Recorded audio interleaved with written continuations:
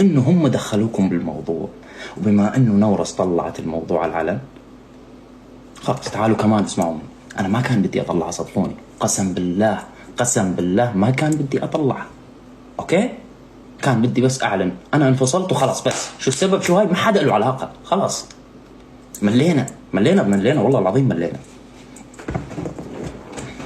في يوم من الايام انا كنت بايطاليا.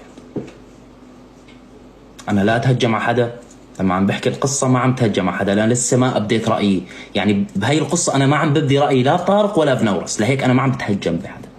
تمام. بيوم من الايام انا كنت بايطاليا،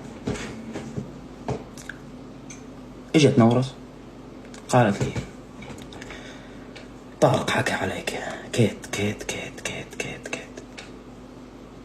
انا من الصدمة حرفيا بكيت، حضنته وبكيت، حرفيا حضنته وبكيت مثل الطفل. صاحبي يا اخي بحبه، شو صاحبي، عشت معه ايام، نايمين بنفس التخت، اكلين من نفس الصحن. ضليت ابكي 4 ايام، 4 ايام على صاحبي، وسكتت على الموضوع. ضليت حابس، وبعدت عن الكل. يعني لما رجعت على المانيا ما عاد طلعت، بدلت لا عاد فتحت لايفات، لا عاد سويت شيء، عفوا لا عاد سويت شيء، خالص قعدت بالبيت وحبست حالي، ما عاد بدي حد.